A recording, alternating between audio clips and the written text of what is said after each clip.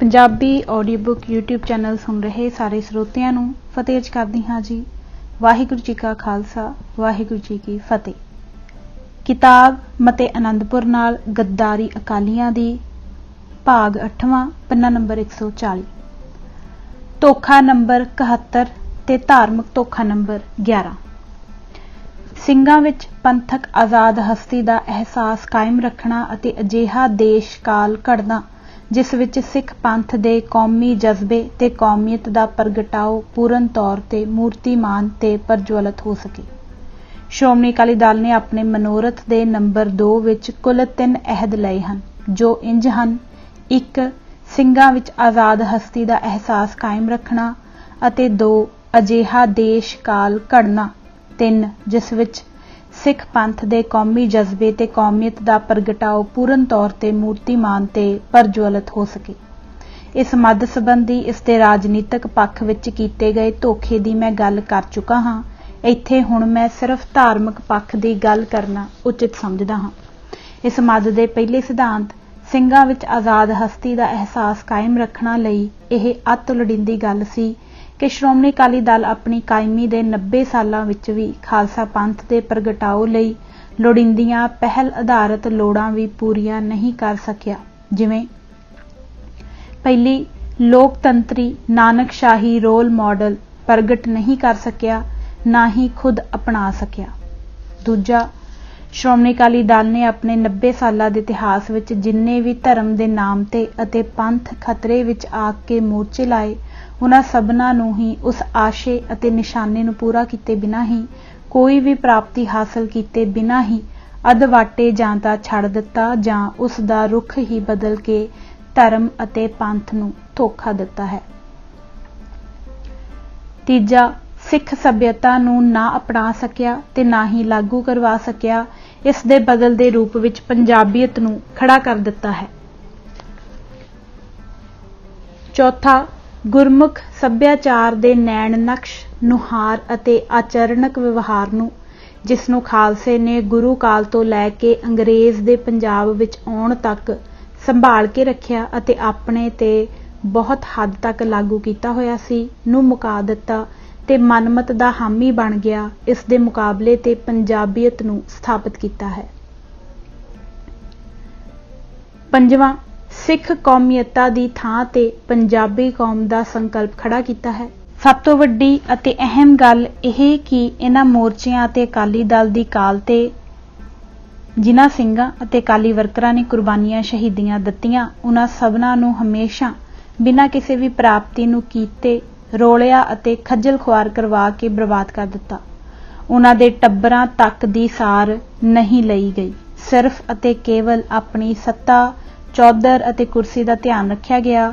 ਇਸ ਹਿੱਤ ਜੋ ਵੀ ਜਿਵੇਂ ਦਾ ਵੀ ਸ਼ੋਸ਼ਣ ਹੋਇਆ ਸਭ ਕੀਤਾ ਗਿਆ। ਆਪਣੀ ਕਰਨੀ ਦਾ ਇਹ ਇਤਿਹਾਸ ਦਲ ਨੇ ਧਰਮ ਯੁੱਧ ਮੋਰਚੇ ਤੱਕ ਆਪ ਪੰਥ ਨਾਲ ਗੱਦਾਰੀ ਕਰਕੇ ਬਣਾਇਆ ਅਤੇ ਲਿਖਿਆ ਹੈ।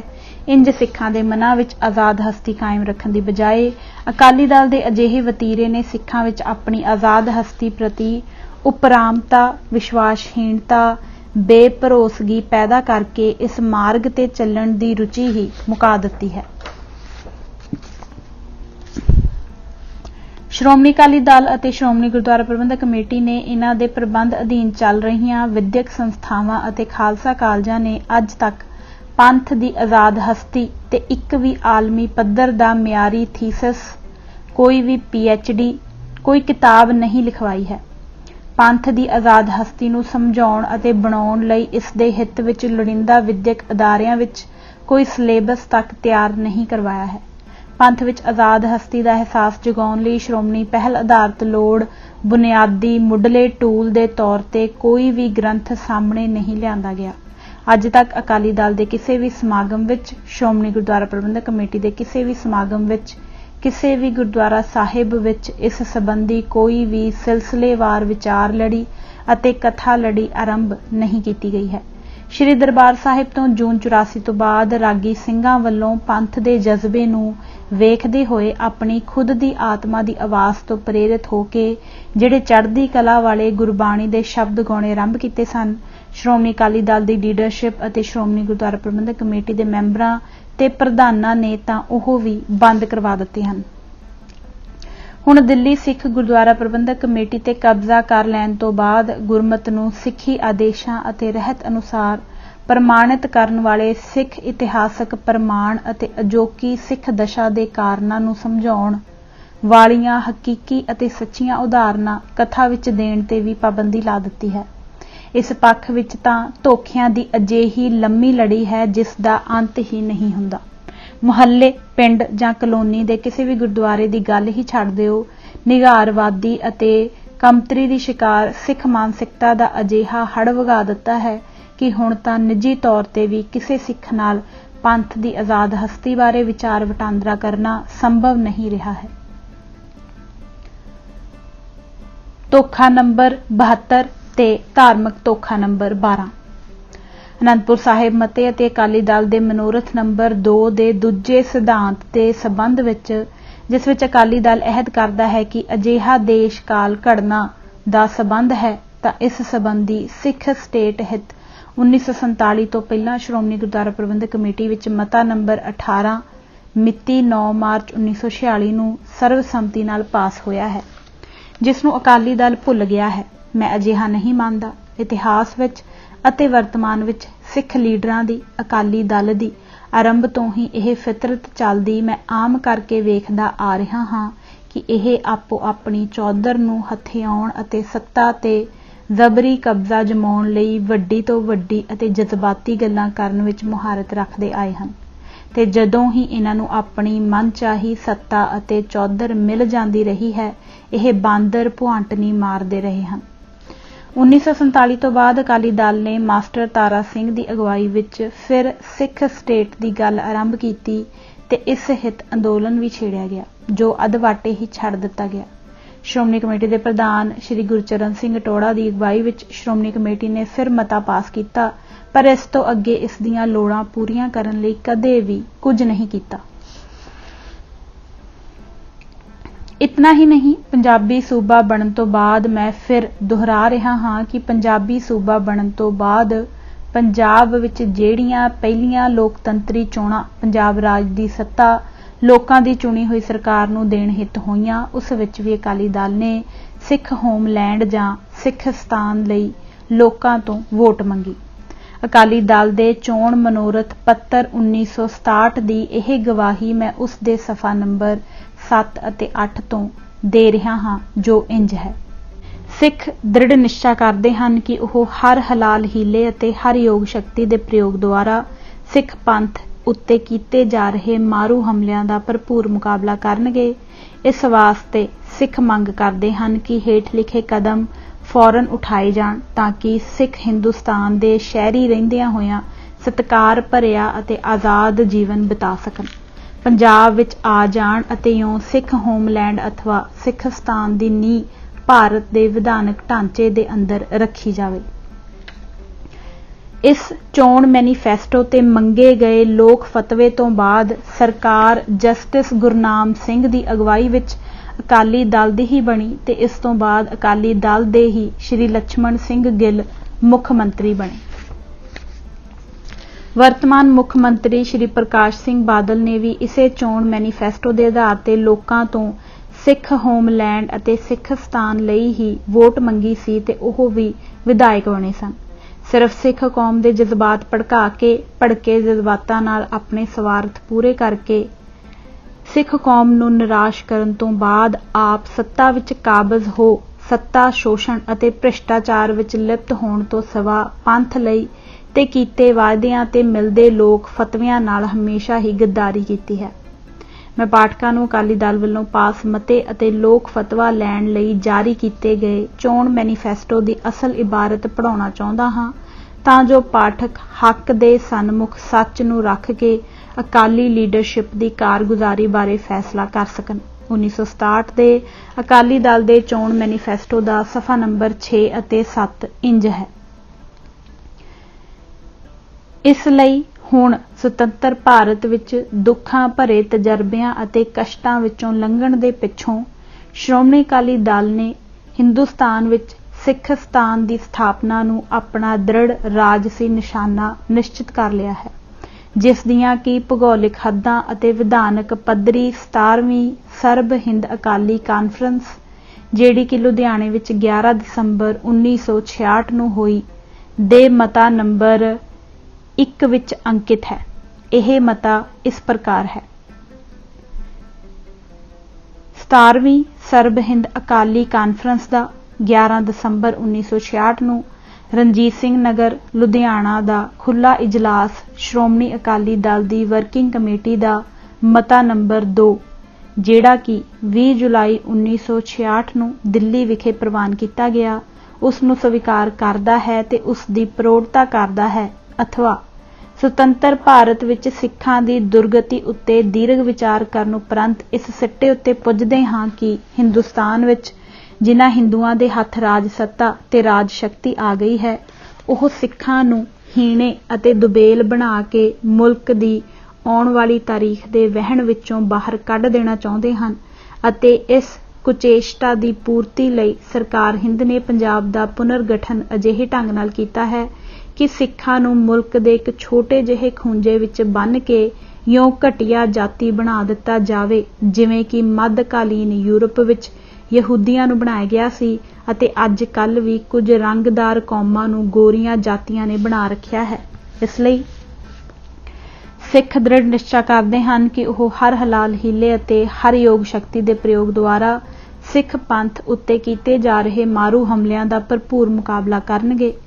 ਇਸ ਵਾਸਤੇ ਸਿੱਖ ਮੰਗ ਕਰਦੇ ਹਨ ਕਿ ਹੇਠ ਲਿਖੇ ਕਦਮ ਫੌਰਨ ਉਠਾਏ ਜਾਣ ਤਾਂ ਕਿ ਸਿੱਖ ਹਿੰਦੁਸਤਾਨ ਦੇ ਸ਼ਹਿਰੀ ਰਹਿੰਦਿਆਂ ਹੋਇਆਂ ਸਤਿਕਾਰ ਭਰਿਆ ਅਤੇ ਆਜ਼ਾਦ ਜੀਵਨ ਬਿਤਾ ਸਕਣ। ਅਗਲੇ ਪੰਨੇ ਤੇ ਦਿੱਤੀ ਇਸ ਚੋਣ ਮਨੋਰਥ ਪੱਤਰ ਦੇ ਸਫ਼ਾ ਨੰਬਰ 8 ਦੀ ਫੋਟੋ ਵਿੱਚ ਪਾਠਕ ਪੜ੍ਹ ਸਕਦੇ ਹਨ ਕਿ ਅਕਾਲੀ ਦਲ ਕਿਹੋ ਜਿਹਾ ਸਿੱਖਸਤਾਨ ਮੰਗਦਾ ਹੈ ਤੇ ਉਸ ਸੰਬੰਧੀ ਕਿਹੜਾ ਮਤਾ ਪਾਸ ਕਰਕੇ 1967 ਦੀਆਂ ਚੋਣਾਂ ਵਿੱਚ ਲੋਕ ਫਤਵਾ ਲੈ ਕੇ ਪੰਜਾਬ ਵਿੱਚ ਆਪਣੀ ਸਰਕਾਰ ਬਣਾਉਂਦਾ ਹੈ। ਇਸ ਚੋਣ ਮੈਨੀਫੈਸਟੋ ਦੀ ਅਸਲ ਕਾਪੀ ਅਤੇ ਅਕਾਲੀ ਦਲ ਦੀਆਂ ਜ਼ਿਕਰ ਕੀਤੀਆਂ ਕਾਨਫਰੰਸਾਂ ਦੇ ਪਾਸ ਕੀਤੇ ਮਤੇ ਅਤੇ ਪ੍ਰਧਾਨਗੀ ਭਾਸ਼ਣ ਸਭ ਕੁਝ ਜਪ ਘਰ ਸਿੱਖ ਆਰਕਾਈਵਜ਼ ਅਤੇ ਖੋਜ ਕੇਂਦਰ ਪਟਿਆਲਾ ਵਿੱਚ ਸੁਰੱਖਿਅਤ ਹਨ। ਅਗਰ ਅਕਾਲੀ ਦਲ ਦੀ ਲੀਡਰਸ਼ਿਪ ਨੇ ਧਾਰਮਿਕ ਤੌਰ ਤੇ ਕੁਝ ਹੋਰ ਸਿੱਖਸਤਾਨ ਦੇ ਹਿੱਤ ਵਿੱਚ ਦੇਸ਼ ਕਾਲ ਘੜਨ ਸੰਬੰਧੀ ਕੀਤਾ ਹੈ ਤਾਂ ਉਹ ਇਹ ਹੈ ਕਿ ਪੂਰੀ ਦੀ ਪੂਰੀ ਸਿੱਖ ਕੌਮ ਦਾ ਵਿਸ਼ਵਾਸ ਹੀ ਭੰਗ ਕੀਤਾ ਹੈ। ਅਕਾਲੀ ਦਲ ਸ਼੍ਰੋਮਣੀ ਗੁਰਦੁਆਰਾ ਪ੍ਰਬੰਧਕ ਕਮੇਟੀ ਅੱਜ ਤੱਕ ਇਸ ਮਨੋਰਥ ਨੂੰ ਕਿਵੇਂ ਪੂਰਾ ਕਰੇਗੀ? ਇਹ ਕਿਹੋ ਜਿਹਾ ਹੋਵੇਗਾ? ਇਸ ਦਾ ਕੀ ਪ੍ਰਬੰਧਕੀ ਨਿਜ਼ਾਮ ਹੋਵੇਗਾ? ਇਸ ਦਾ ਕੀ ਸੰਪੂਰਨ ਖਾਕਾ ਹੋਵੇਗਾ? ਇਸ ਦੀ ਸਰਬਪੱਖੀ ਵਿਵਸਥਾ ਲਈ ਗੁਰਮਤ ਅਨੁਰੂਪ ਕਿਹੜਾ ਖਾਕਾ ਹੋਵੇਗਾ? ਕੀ ਵਿਧਾਨ ਅਤੇ ਸੰਵਿਧਾਨ ਹੋਵੇਗਾ? ਸੰਬੰਧੀ ਅੱਜ ਤੱਕ ਅਕਾਲੀ ਲੀਡਰਸ਼ਿਪ ਨੇ ਕੁਝ ਵੀ ਨਹੀਂ ਕੀਤਾ ਹੈ। ਇਸ ਮੱਦ ਸੰਬੰਧੀ ਸਿਵਾ ਸਿੱਖ ਕੌਮ ਨੂੰ ਮਰਵਾਉਣ ਅਤੇ ਕੁਟਵਾਉਣ ਤੋਂ ਅਕਾਲੀ ਦਲ ਨੇ ਜਿਹੜਾ ਕੰਮ ਕੀਤਾ ਹੈ ਉਹ ਹੈ ਪ੍ਰਤੱਖ ਮੁਕੰਮਲ ਧੋਖਾ ਦੇਣਾ। ਧਰਮ ਨਾਲ ਇਸ ਤੋਂ ਵੱਧ ਫਰੇਬ ਹੋਰ ਕੀ ਹੋ ਸਕਦਾ ਹੈ? ਇੱਕ ਬਹੁਤ ਵੱਡਾ ਪ੍ਰਸ਼ਨ ਅਕਾਲੀ ਦਲ ਦੀ ਨੀਅਤ ਤੇ ਇਹ ਵੀ ਖੜਾ ਹੁੰਦਾ ਹੈ ਕਿ ਜਦ ਅਕਾਲੀ ਦਲ 1967 ਦੀਆਂ ਚੋਣਾਂ ਵਿੱਚ ਸਿੱਖਸਤਾਨ ਜਾਂ ਸਿੱਖ ਹੋਮਲੈਂਡ ਲਈ ਲੋਕ ਫਤਵਾ ਇਸ ਦੇ ਹੱਕ ਵਿੱਚ ਲੈ ਹੀ ਚੁੱਕਾ ਸੀ ਅਤੇ ਇਸ ਮਿਲੇ ਲੋਕ ਫਤਵੇ ਦੇ ਆਧਾਰ ਤੇ ਆਪਣੀ ਪੰਜਾਬ ਵਿੱਚ ਸਰਕਾਰ ਬਣਾ ਹੀ ਚੁੱਕਾ ਸੀ ਤਾਂ ਫਿਰ ਉਸਨੇ ਪੰਜਾਬ ਨੂੰ ਸਿੱਖਸਤਾਨ ਵਿਧਾਨਕ ਤੌਰ ਤੇ ਘੋਸ਼ਿਤ ਕਿਉਂ ਨਹੀਂ ਕੀਤਾ? ਦੂਜਾ, ਅਕਾਲੀ ਦਲ ਦੇ ਇਸ ਵਕਤ ਤੱਕ ਅਰਥਾਤ 1967 ਵਿੱਚ ਸਿੱਖਸਤਾਨ ਤੇ ਲੋਕ ਫਤਵਾ ਲੈ ਕੇ, ਜਿਸ ਨੂੰ ਅਸੀਂ ਲੋਕਤੰਤਰੀ ਪੱਧਤੀ ਵਿੱਚ ਰੈਫਰੈਂਡਮ ਵੀ ਕਹਿੰਦੇ ਹਾਂ, ਮੁੜ ਇਸ ਤੋਂ ਮੁਕਰਨ ਲਈ ਅਤੇ ਪਿੱਛੇ ਹਟ ਜਾਣ ਲਈ 6 ਸਾਲ ਬਾਅਦ ਹੀ ਸਰਦਾਰ ਕਪੂਰ ਸਿੰਘ ਦੀ ਅਗਵਾਈ ਵਿੱਚ ਅਨੰਦਪੁਰ ਸਾਹਿਬ ਦਾ ਮਤਾ ਕਿਉਂ ਤਿਆਰ ਕਰਦਾ ਹੈ ਤੇ ਇਸ ਵਿੱਚ ਪਹਿਲਾਂ ਕੀਤੀ ਜਾ ਚੁੱਕੀ ਪ੍ਰਾਪਤੀ ਅਤੇ ਉਸ ਦੇ ਹੱਕ ਵਿੱਚ ਮਿਲ ਚੁੱਕੇ ਲੋਕਤੰਤਰੀ ਲੋਕ ਫਤਵੇ ਨੂੰ ਛੱਡ ਕੇ ਬਹੁਤ ਹੀ ਹੇਠਲੇ ਸਤਰ ਦਾ ਗੋਲ ਮੋਲ ਅਸਪਸ਼ਟ ਅਤੇ ਭਰਮ ਪੈਦਾ ਕਰਨ ਵਾਲੀ ਭਾਸ਼ਾ ਵਿੱਚ ਆਪਣਾ ਸਿਆਸੀ ਅਤੇ ਧਾਰਮਿਕ ਨਿਸ਼ਾਨਾ ਖਾਲਸਾ ਜੀ ਕੇ ਬੋਲਬਾਲੇ ਤੱਕ ਸੀਮਤ ਕਿਉਂ ਕਰਦਾ ਹੈ? ਸਿੱਖਸਤਾਨ ਤੋਂ ਅਕਾਲੀ ਲੀਡਰਸ਼ਿਪ ਕਿਉਂ ਪਿੱਛੇ ਹਟਦੀ ਹੈ? ਅਕਾਲੀ ਦਲ ਦੀ ਲੀਡਰਸ਼ਿਪ ਦੇ ਖੋਖਲੇ ਆਚਰਣ ਦੇ ਇਹ ਕੁਝ ਉਹ ਮੁੱਦੇ ਸਮੇਤ ਗਵਾਹੀਆਂ ਹਨ ਜਿਨ੍ਹਾਂ ਲਈ ਅਕਾਲੀ ਦਲ ਦੀ ਇਸ ਸਮੇਂ ਦੌਰਾਨ ਦੀ ਲੀਡਰਸ਼ਿਪ ਉਹਨਾਂ ਦੇ ਸਮਰਥਕ ਬੁੱਧੀਜੀਵੀ ਅਤੇ ਹੋਰ ਹੇਠਲੀ ਪੱਧਰ ਤੱਕ ਦੀ ਲੀਡਰਸ਼ਿਪ ਨੂੰ ਕਦੇ ਵੀ ਮੁਆਫ ਨਹੀਂ ਕੀਤਾ ਜਾ ਸਕਦਾ। ਇੰਜ ਅਕਾਲੀ ਦਲ ਨੇ ਸਿੱਖ ਕੌਮ ਨੂੰ, ਖਾਲਸਾ ਪੰਥ ਨੂੰ ਅਤੇ ਨਾਨਕਸ਼ਾਹੀ ਸੰਕਲਪ ਨੂੰ ਇੱਕ ਅਜਿਹਾ ਖੋਰਾ ਲਾਇਆ ਹੈ ਜਿਸ ਨੂੰ ਸ਼ਾਇਦ ਹੀ ਕਦੇ ਪੂਰਾ ਕੀਤਾ ਜਾ ਸਕੇ। ਧੋਖਾ ਨੰਬਰ 73 ਤੇ ਧਾਰਮਿਕ ਧੋਖਾ ਨੰਬਰ 13। ਅਕਾਲੀ ਦਲ ਨੇ ਅਨੰਦਪੁਰ ਸਾਹਿਬ ਦੇ ਮਤੇ ਦੇ ਸਫਾ ਨੰਬਰ 3, 4, 5 ਉੱਪਰ ਜਿਹੜੇ ਨਿਰੋਲ ਧਾਰਮਿਕ ਵਾਅਦੇ ਜੋ ਕੀਤੇ ਹਨ ਉਹ ਅਤ ਸੰਖੇਪ ਵਿੱਚ ਮੈਂ ਇੰਜ ਦੇ ਰਿਹਾ ਹਾਂ। ਪਹਿਲਾ, ਗੁਰਮਤ ਆਸ਼ੇ ਅਨੁਸਾਰ ਅਨਪੜ੍ਹਤਾ ਦੂਰ ਕਰਨੀ।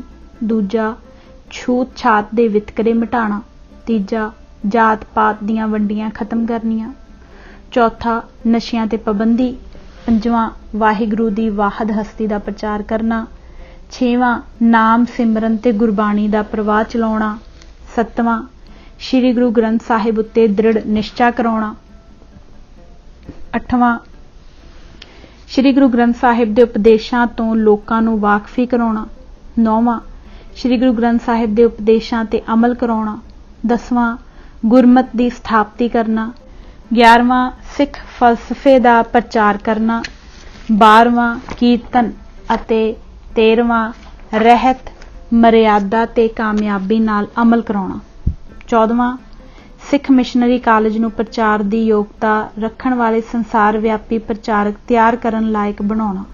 15ਵਾਂ, ਵੱਡੇ ਪੈਮਾਨੇ ਤੇ ਅੰਮ੍ਰਿਤ ਪ੍ਰਚਾਰ ਦਾ ਪ੍ਰਬੰਧ ਕਰਨਾ। 16ਵਾਂ, ਕਾਲਜਾਂ ਅਤੇ ਸਕੂਲਾਂ ਵਿੱਚ ਅੰਮ੍ਰਿਤ ਸੰਚਾਰ ਕਰਾਉਣਾ। 17ਵਾਂ, ਵਿਦਿਆਰਥੀਆਂ ਅਤੇ ਪ੍ਰੋਫੈਸਰਾਂ ਦੇ ਸਟੱਡੀ ਸਰਕਲ ਲਾਉਣੇ। 18ਵਾਂ, ਦਸਵੰਧ ਦੀ ਰੀਤ ਲਾਗੂ ਕਰਾਉਣੀ। 19ਵਾਂ, ਸਿੱਖ ਧਰਮ ਦੇ ਇਤਿਹਾਸ ਦੇ ਵਿਦਵਾਨਾਂ, ਲਖਾਰੀਆਂ, ਪ੍ਰਚਾਰਕਾਂ, ਗ੍ਰੰਥੀਆਂ ਦਾ ਮਿਆਰ ਉੱਚਾ ਕਰਨ ਲਈ ਯਤਨ ਕਰਨਾ। 20ਵਾਂ, ਗੁਰਦੁਆਰਾ ਕਰਮਚਾਰੀਆਂ ਦੀ ਸਿਖਲਾਈ ਲਈ ਅਕੈਡਮਿਕ ਯਤਨ ਕਰਨੇ।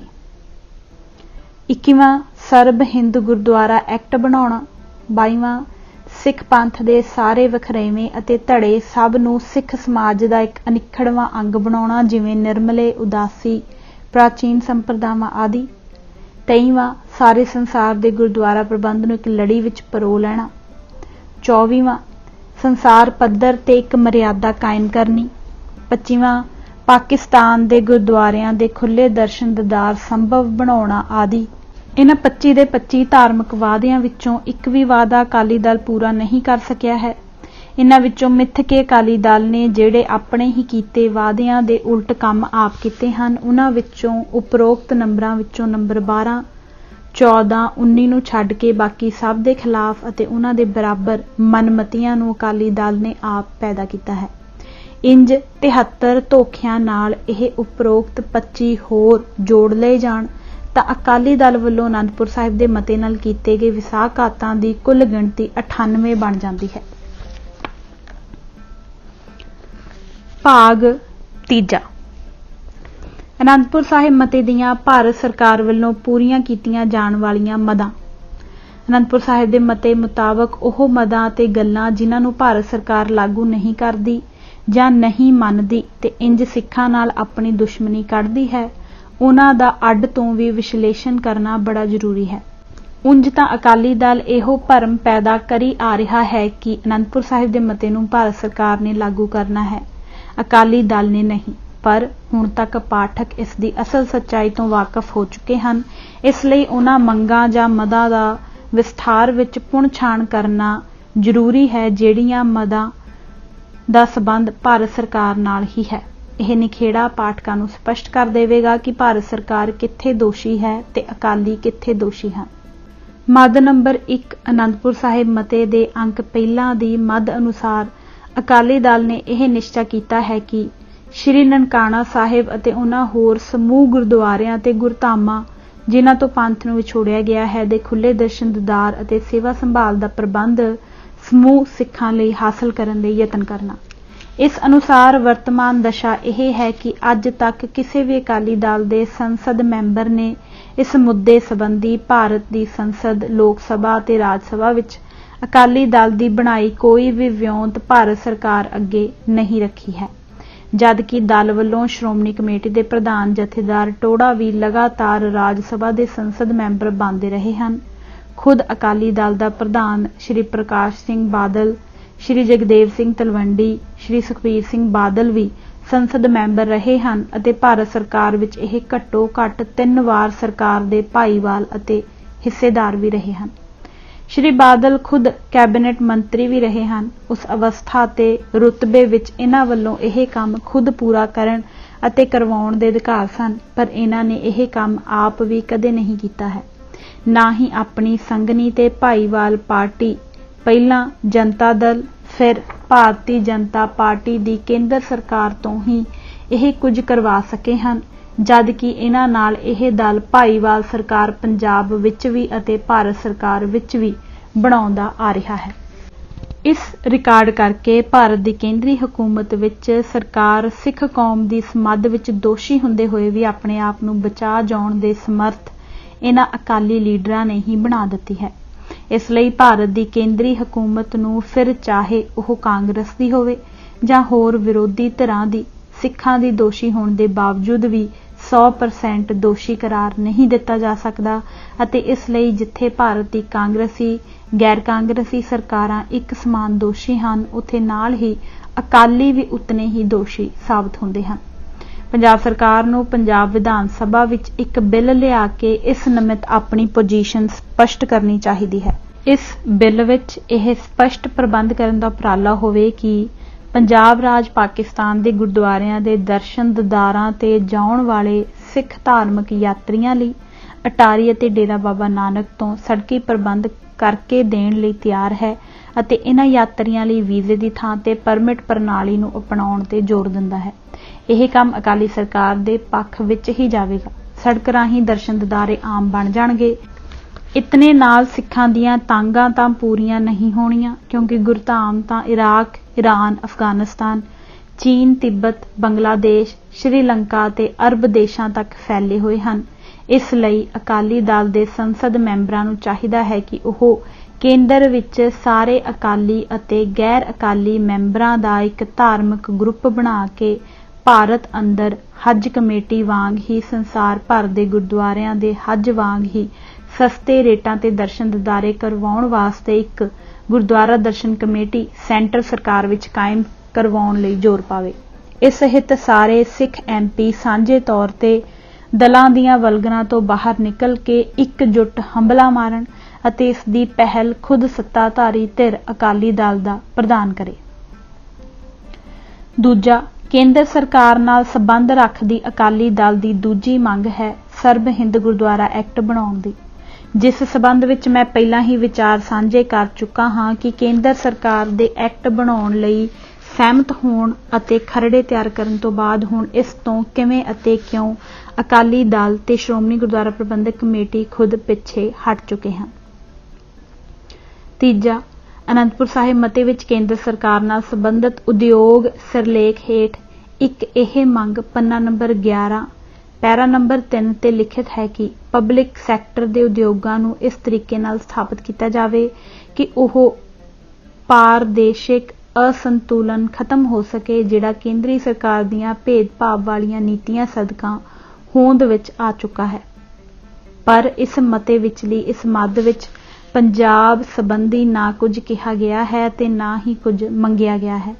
इंज अकाली दल वल्लों पास मता आनंदपुर दा अपने आप ही केंद्र सरकार नूं सुरखरू कर दिंदा है। यह मता तां भारत सरकार दे पक्ष दी गल करदा है। जद अकाली दल ने इस हित कुछ मंगिया ही नहीं तां फिर ओह किस आधार ते अते किवें साबित कर सकदा है कि केंद्र सरकार आनंदपुर साहिब दा मता लागू नहीं करदी जां मनदी नहीं। इंज कहना शरेआम अकाली दल वल्लों लोकां नूं अते सिखां नूं धोखा देना है। इस पक्ष विच कोई मंग ना रख के भी अकाली दल वल्लों आनंदपुर साहिब मते विच सिख कौम अते खालसा पंथ नाल खास तौर ते अते पंजाब दे लोकां नाल आम तौर ते चिट्टे दिन धोखा ही किया गया है। मैं समझदा हाँ कि अकालियां ने इंज सिर्फ सिख हिरदियां विच केंद्र प्रति कुड़त्तन नूं वधा के अपनियां सियासी रोटियां ही सेकन दा प्रबंध किया है।